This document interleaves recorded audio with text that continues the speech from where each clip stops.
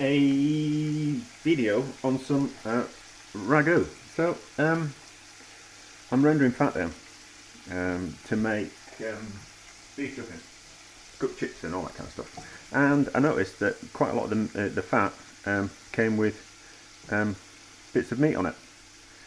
So I've cut these bits of fat off, and we're going to see what type of ragu it makes, because there's quite a lot of it. There was a lot of fat which I've minced down, which I'm gonna render down. So, but that's quite a substantial amount of meat, really.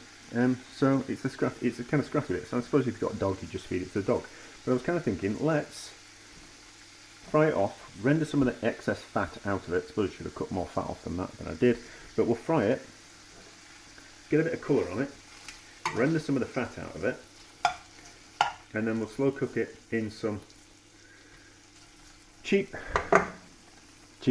tomatoes, because I don't think the price of really expensive tomatoes really kind of quite warrants it if you're just making like a ragu which has got other things in, and then an onion as well. So probably 3 tins of tomatoes and 2 onions, which are about that size. So probably about 250 grams, 250, 300 grams worth of onions, something like that. Yeah, I suppose about 100 grams of onion per tin of tomato. So I'm not going to do it in that pan. I'm just frying it off in this pan.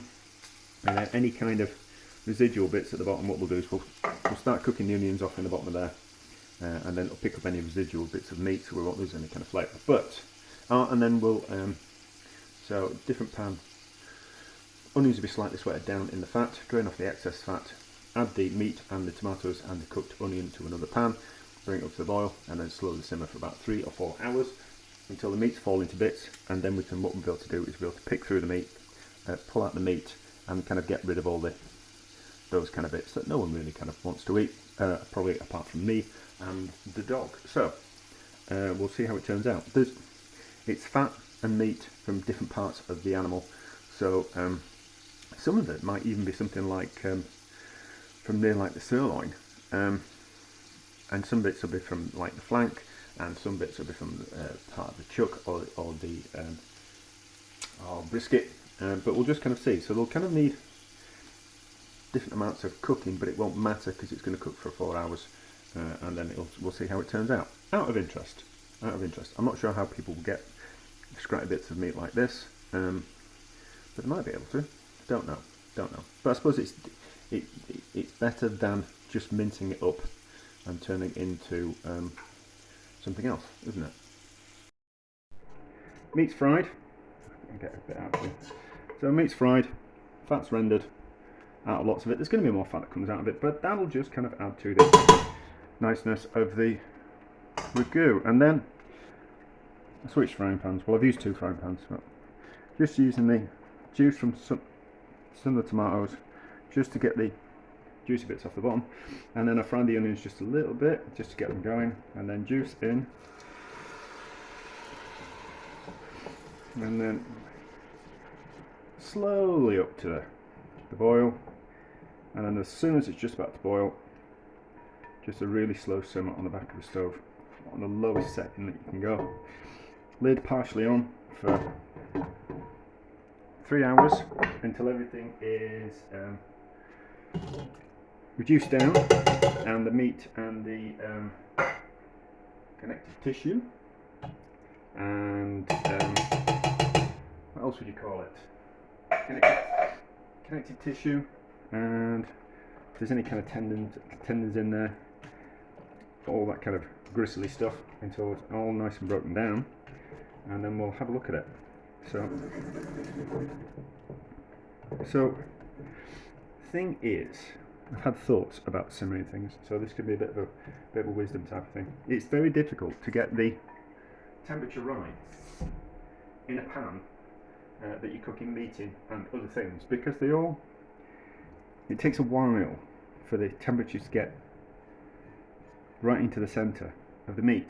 So the problem with that is that you think you've got getting a good simmer on something, but not everything. It's only the liquid around the outside of the meat that's at the right kind of temperature. So that's why you need to keep an eye on things for the first hour or so until everything's got to the same temperature. So certainly if it's a larger bit of meat as well, the heat needs to penetrate right to the centre of the meat, which can take like an hour or so. This probably not. 20 minutes, I think everything will be up to about the right temperature, and then we can turn it down. And then once we've got it everything's at the right temperature, then the gas that we've got underneath it, or the electricity, the heat source underneath it, we can regulate that to exactly where we want it to be, and then it'll just carry on just being cooking at a certain level rather than overcooking or undercooking. You don't want to boil meat because it goes tough and stringy. But there again, you don't want to cook things at too low temperature and too slowly, because it won't cook, and potentially, if it's too low, then what we call it, then you're going to ruin whatever you're cooking, either through the introduction of bacteria, or it's just going to go rancid, or just not be particularly very nice. My general thoughts on temperature is we don't need a temperature probe.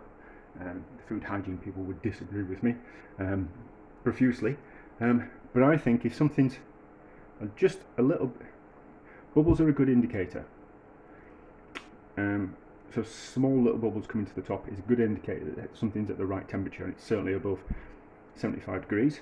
But touch as well, so touching the side of the pan, like at that moment, I can, without the gas on underneath, I'll be able to keep my finger there for quite a while before it starts to burn. But if you can't keep your hand on something, then what we call it, then it's probably too hot. You should be able to touch it and it just be not particularly comfortable. And then if we're talking about lids, so you don't have to put a lid on fully. Some of these lids come with a hole in, which is kind of so the steam can escape. But sometimes that's not enough. So what you can do is you can just have your spoon in there, and that's a spatula. I don't want to cook with that. Spoon in there with that lid on, and then that just regulates the amount of evaporation you're going to get from the tomato, from the ragu. You want some evaporation. You want to concentrate the flavours, but you don't want it to evaporate too quickly. But that's, I'm probably telling people things that they already know, but someone won't know it. But anyway, so almost up to boil, and then down to a really slow simmer. It was cooking for about 3.5 hours. It's cooled, so let's just have a look at the meat. It's still a bit tough. It's not wanting to come off there. It should be a lot tenderer than that. See, that's okay there. That's okay there. I think probably would have been better mincing it. Let's have a taste.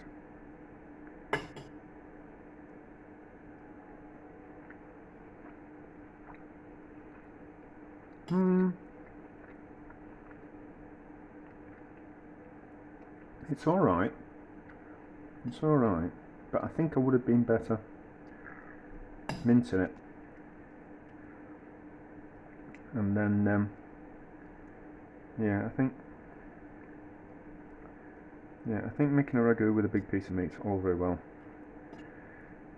I like a bit of chuck or a bit of shin is fine, but if you're going to use these little bits of offcuts from joints and things like that, I think you need to mince it, and then that would have been much better. But anyway, I'm still going to use it. But I think we'll do it next time I'm running some fat down, and we can get some nice bits of meat off it. I think what we'll do instead is we'll mince it. I'll make a video. Don't many things I don't make videos on, but we'll make a video, and we'll kind of see if mincing it is a better idea, because then these bits of these bits of collagen, well, it's the collagen that makes up the connective tissue, I think. But like those bits, and we've got all the goodness out of that. But all those bits would be minced, and you wouldn't kind of notice them where you've got to pick those out. So I think mincing it would have been better, but not to worry. I'll pick through it and we'll get out the meat, and then I'll use it for dinner over the weekend, I think.